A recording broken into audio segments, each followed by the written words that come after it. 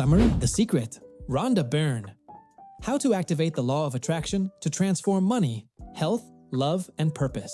There are times when life seems to always respond the same way, as if reality were a repeated script where bills appear before the paycheck. Arguments arise when peace is most needed, and health falters just when courage begins to grow.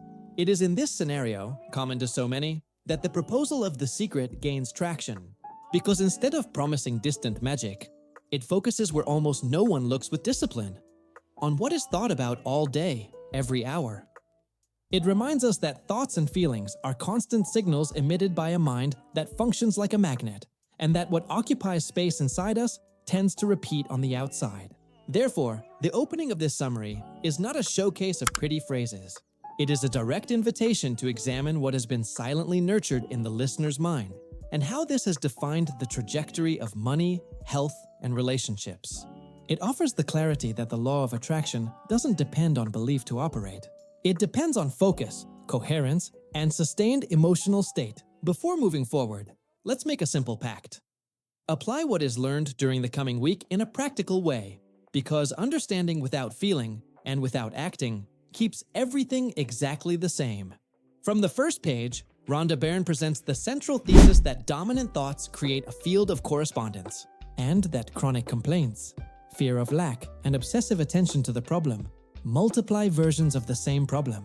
Meanwhile, clear direction, favorable internal language, and emotion aligned with what one wants increase the probability of events, people, and decisions converging toward positive results.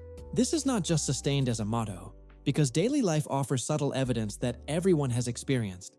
Thinking of someone, and that person appearing.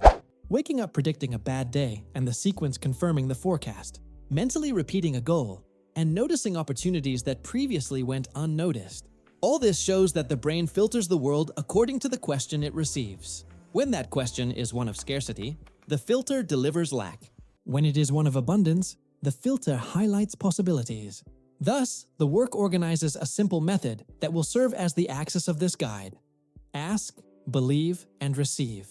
This seems obvious at first glance, but requires precision, because vague asking confuses, doubting deactivates, and receiving without feeling fails to emit the necessary emotional signal. The first component, asking, requires crystal clear definition. It's not about saying, "I want to prosper." It's about clearly declaring what prospering means in practice.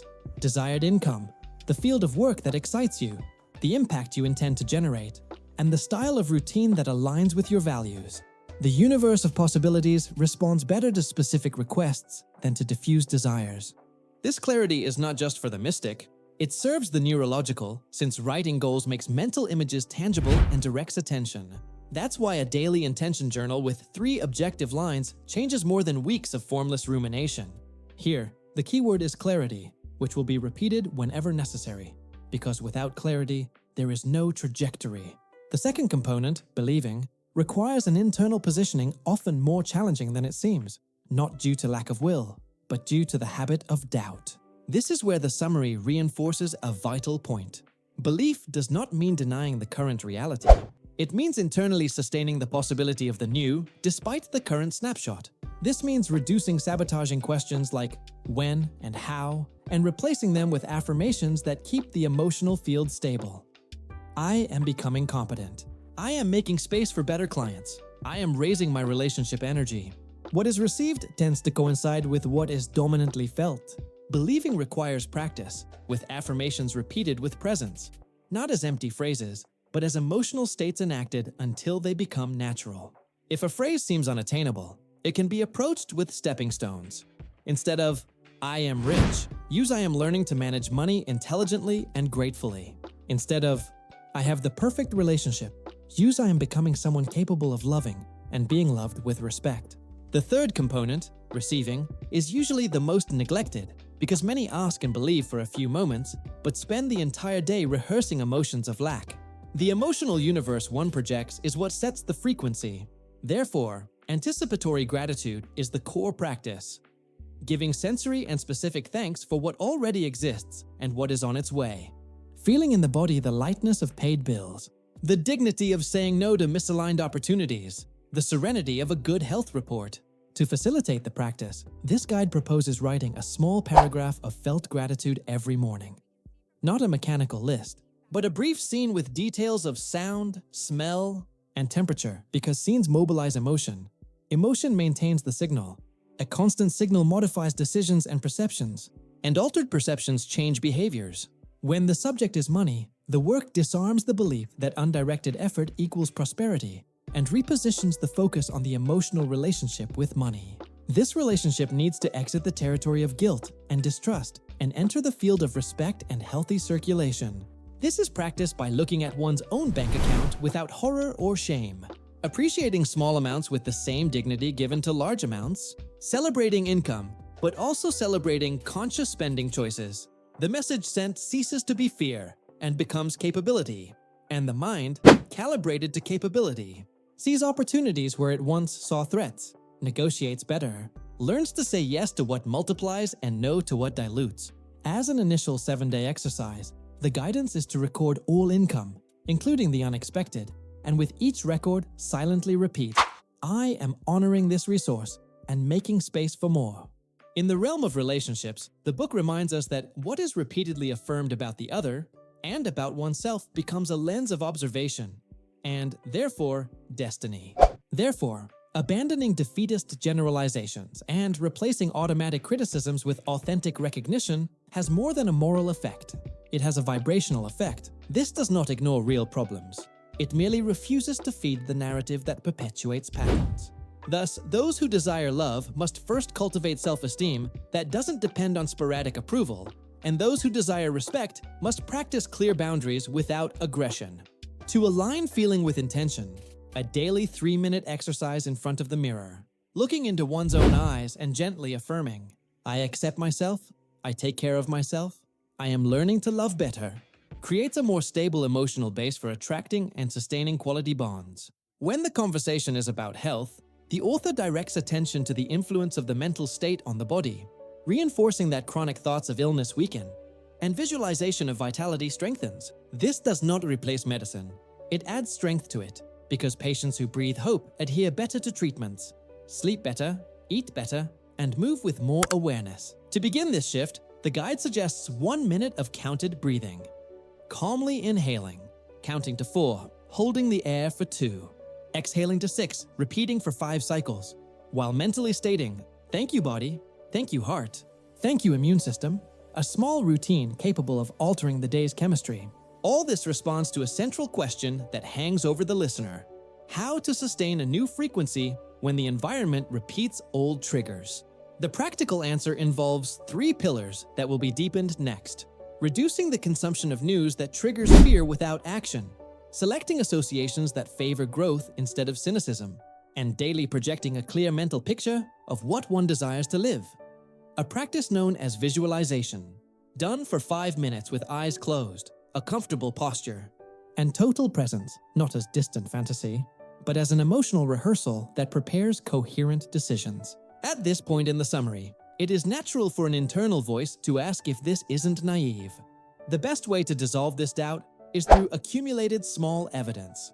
The micro-victory of a conversation that would previously descend into an argument but now finds a respectful conclusion. The micro-victory of a better food choice on a busy day. The micro-victory of an organized payment made without drama. Each small piece of evidence registers. The sensation of progress in the body sustains the state and creates traction. Therefore, before continuing, this guide plants a discrete anchor so that the journey is accompanied and consistent, with the reminder that no great change is born of an isolated act, but of a set of signals repeated with intention. It is in this journey that the constant presence of this channel aims to be useful, sharing knowledge that brings the life you desire closer to the life you live. Therefore, if the content makes sense, and if the transformation you seek is real, subscribe and leave your like to keep this path open. Because supporting this space is also a gesture of commitment to yourself and the steps that lie ahead. From here, the guiding thread remains simple and demanding. Choose words that build instead of erode. Train feelings that elevate instead of reduce. Align concrete choices with the vision one wants to experience. And understand that adjustments will happen, that setbacks will arise, but that the thermometer of the journey is not perfection, but progress. When doubt returns, remember the triple axis of this method. Ask with clarity, believe with consistency, and receive by feeling now what you intend to live in the future. Because it is in this coherence that the outer world begins to move. When the mind learns to choose precisely what it focuses on, the external world begins to respond differently. For this response to cease being random and become predictable, the method must be practiced daily until it becomes a way of life. Therefore, in this continuation, the guide deepens the practical application of the law of attraction in life's most sensitive areas: money, relationships, health, and purpose.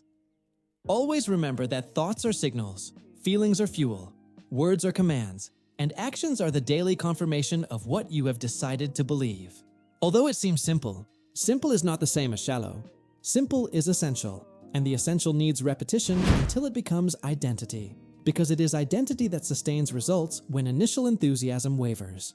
On the theme of money, the work invites us to abandon the old narrative that prosperity is synonymous with constant suffering and silent guilt, as this internal story creates an emotional atmosphere that repels opportunities and paralyzes decisions. Replacing this narrative begins by honoring every present resource with specific gratitude.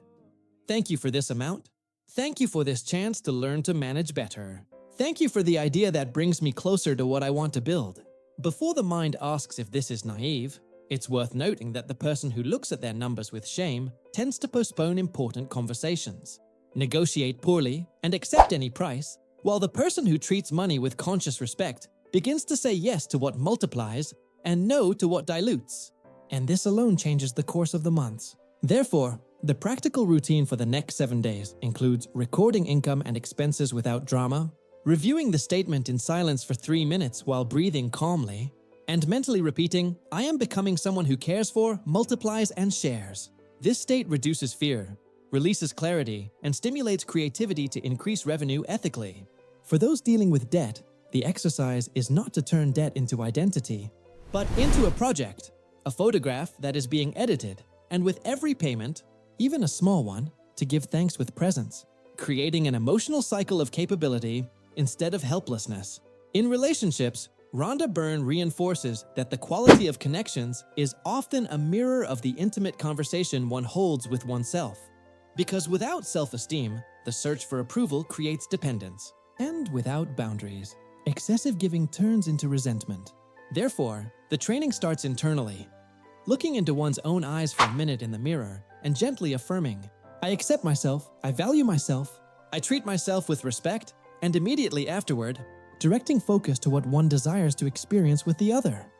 Light partnership, honest dialogue, nourished desire, and complicity that grows over time. When friction arises, replace automatic labels with specific descriptions of behaviors and needs, which minimizes the repetition of old arguments.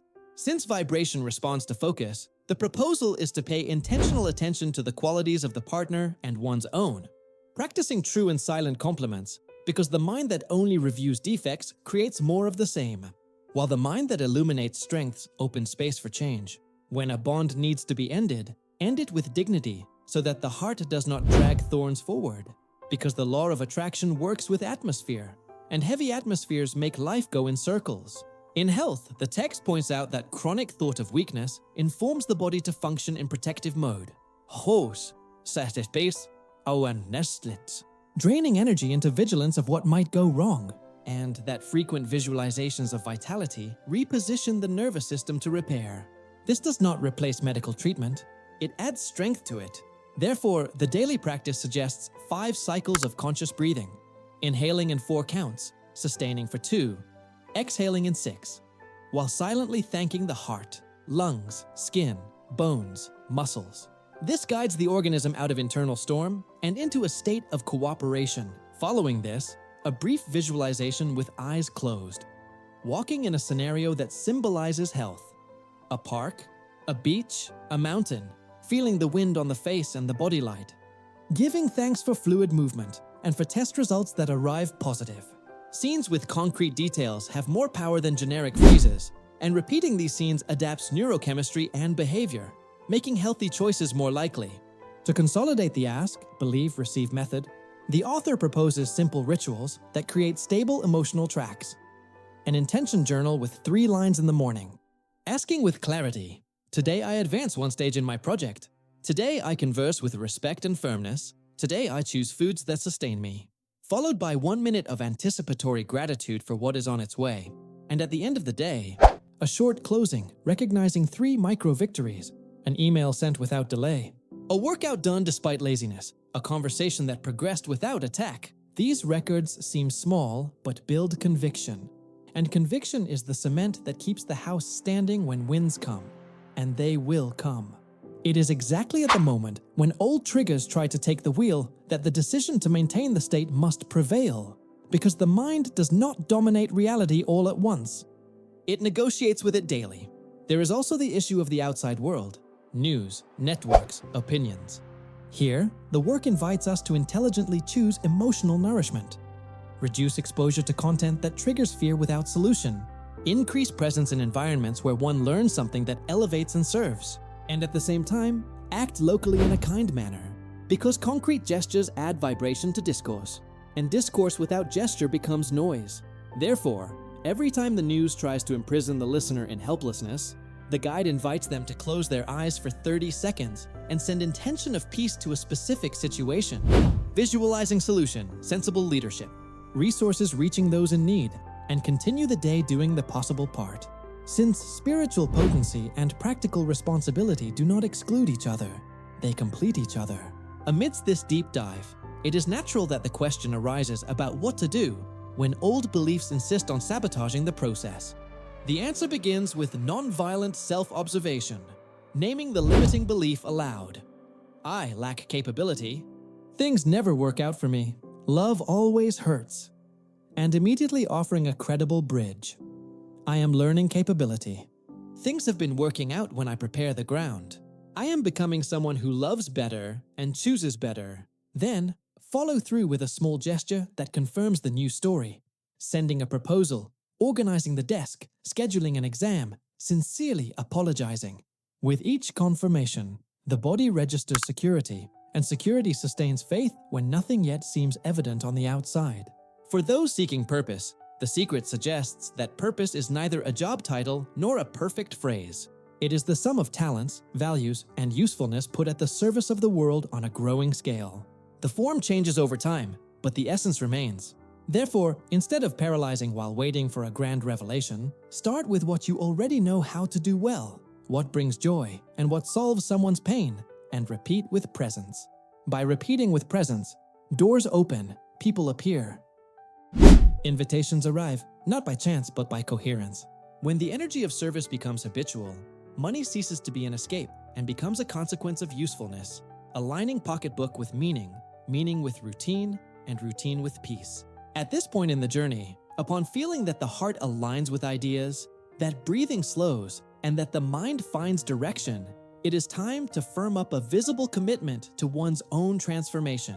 This is where this channel invites you to sustain this journey with continuous presence, because isolated knowledge tends to evaporate, while nurtured knowledge becomes change. Therefore, if this message found you at the right time, if you wish to keep this practice alive and advance with depth through every new summary and every new practice, subscribe to the channel and leave your like. This simple gesture expands the content's reach, strengthens the community, and daily reminds your future self that you chose to walk the path. And walking with the right company makes everything lighter and more consistent. To finalize this block and open passage for the next, anchor 3 images that represent the areas where you most desire change. A scene of prosperity with organized accounts and income growing month by month while you decide calmly.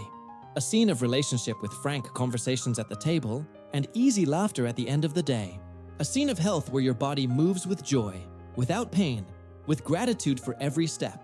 Hold these images, return to them morning and night for brief moments, and notice how throughout the days, your attention begins to select choices that align with these internal photographs.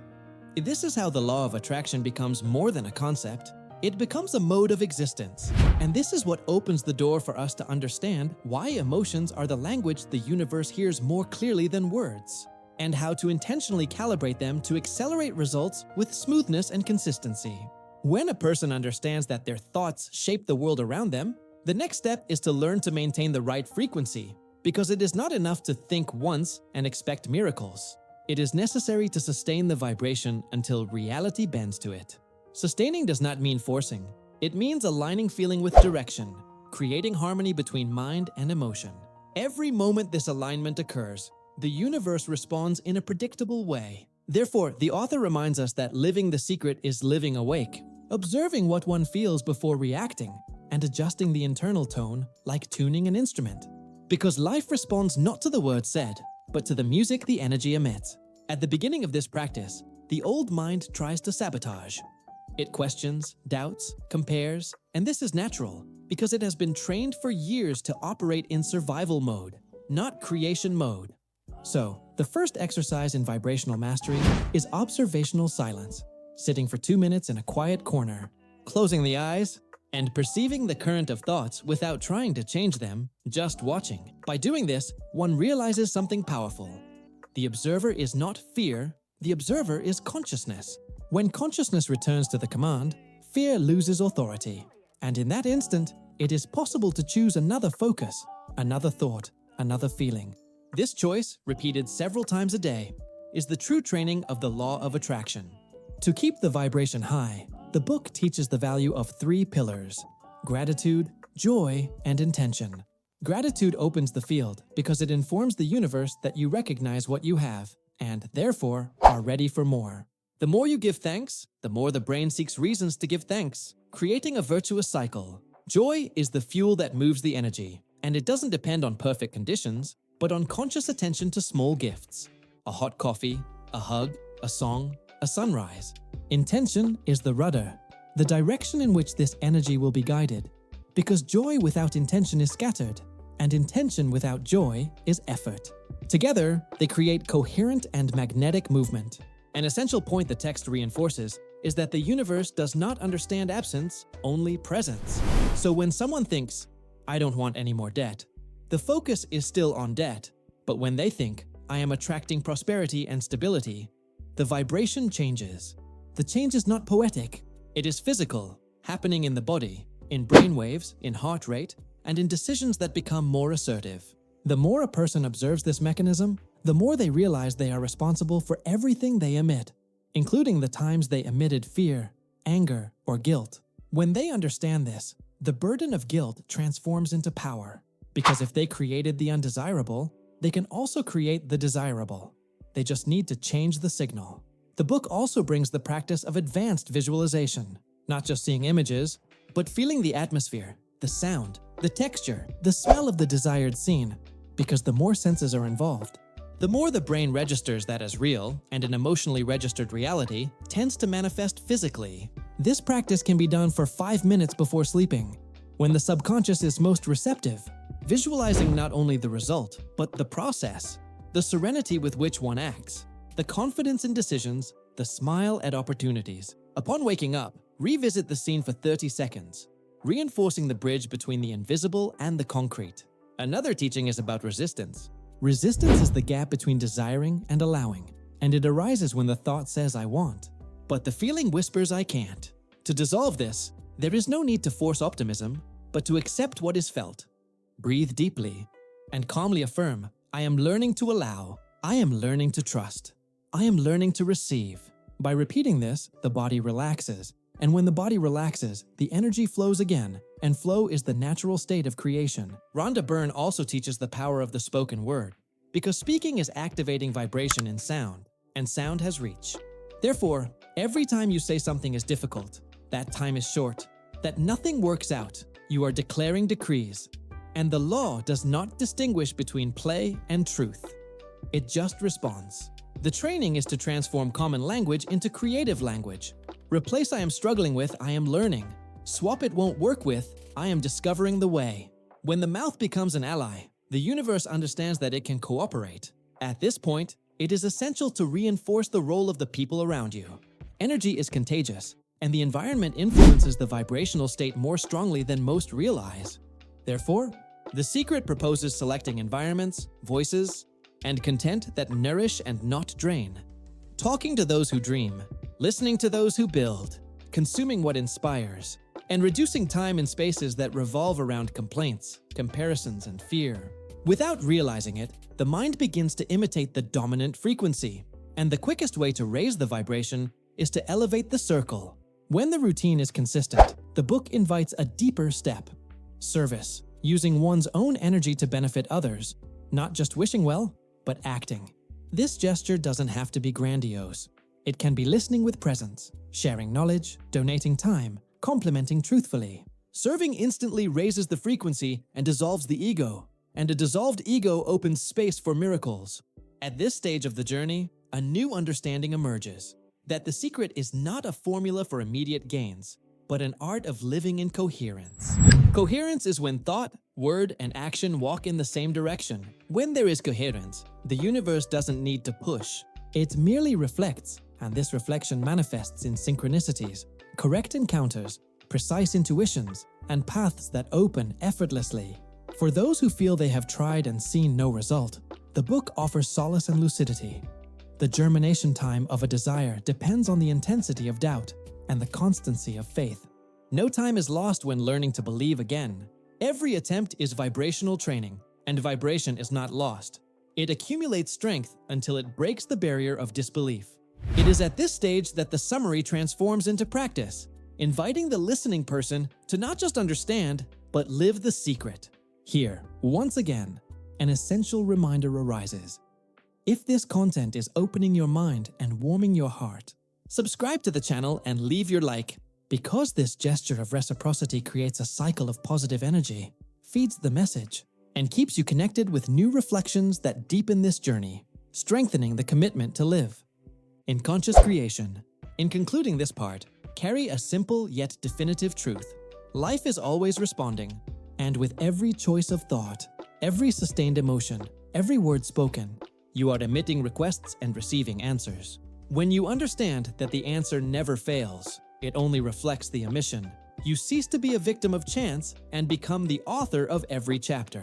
From here, it is time to understand the highest level of manifestation, the one where the person not only creates what they want, but becomes the very source of what they desire. The state of being where desiring and possessing merge, and the universe begins to mirror exactly what you are, not what you want. It is at this point that the secret transforms into permanent wisdom. When the mind reaches the point where it no longer seeks only results, but the continuous experience of creation, something changes in the vibration, because wanting ceases to be lack and becomes expression. In this state, the universe doesn't have to rush to fulfill.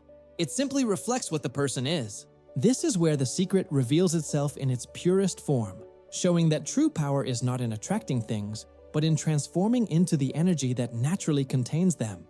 When someone becomes love, love finds them. When someone becomes prosperity, abundance surrounds them. When someone becomes peace, the world around them calms. Rhonda Byrne explains that this is the transition point between manifesting and being, the moment when the law of attraction ceases to look like a tool and shows itself as the very structure of life. To live in this state, it is necessary to cultivate three fundamentals: presence, acceptance, and purpose. Presence is the art of being whole in the now, of not allowing the mind to get lost in projections of fear or memories of guilt. It is perceiving the instant without resistance and understanding that every breath is a miracle in progress, and the more presence, the more synchronicity. Acceptance is understanding that everything that arrives has a function, and that the universe never punishes, it only educates. That every obstacle is a mirror adjusting the focus of vibration, and the more acceptance, the more flow. Purpose is the why that moves energy, the compass that guides intentions and actions, and the more purpose, the more coherence, and coherence is the strongest signal the universe recognizes. In this state of coherence, the human being begins to experience a subtle and constant phenomenon: intuition blossoming as a silent guide. Small perceptions, coincidences, invitations, and ideas arise at improbable moments, and when they are followed without hesitation, they draw paths that seem magical. The secret calls this the language of the universe.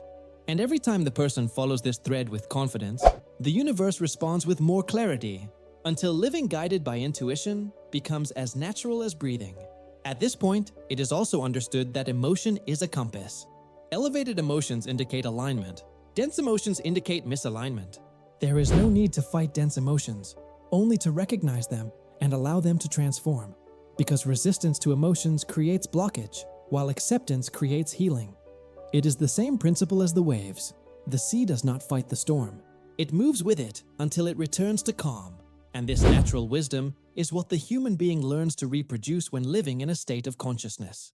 Rhonda Byrne also reminds us that the most creative energy in the universe is love. Not limited romantic love, but essential love. The love that wishes well without possession. The love that vibrates gratitude for existence. The love that sees the other as part of the same whole. When a person vibrates in this love, they become a channel of expansion. The environment transforms, relationships heal, doors open. This is the power of being the source. Not asking for love, but radiating love. And when love is the center, fear loses power. Fear tries to convince us that there is something to lose. Love reminds us that nothing is truly lost, only transformed. Fear paralyzes, love moves. Fear limits, love expands. Fear closes, love opens. When a person chooses love as the dominant frequency, every decision becomes lighter. Because even when something doesn't seem to go as expected, there is the understanding that the universe is repositioning the scenario for something greater. At this point, the book presents a final teaching, conscious surrender, which is not giving up, but trusting. It is the state where the person does their best and hands the rest over to the flow of life with serenity, knowing that there is a greater intelligence organizing everything. This surrender is not passive, it is active. It is the act of continuing to act with faith even without seeing the immediate result. The more faith is practiced, the faster the manifestation, because the universe responds to certainty, not anxiety. Here, an essential reminder is necessary. Everything you desire already exists on some vibrational level, and your role is not to chase after it, but to align yourself with that level. And alignment is daily, in small choices, in words spoken, in emotions nurtured. Every morning, before looking at your phone, breathe and tell yourself, today I choose to be a source of light. Today I choose to vibrate love. Today I choose to attract the best. This simple decision, repeated with constancy, reprograms the unconscious and redefines the energetic field that the universe mirrors. And because energy is movement and reciprocity, if this content is touching you and opening new perceptions, subscribe to the channel and leave your like. This gesture keeps the cycle of abundance in motion, spreads knowledge, and reinforces the collective vibration of those who have chosen to learn to create consciously.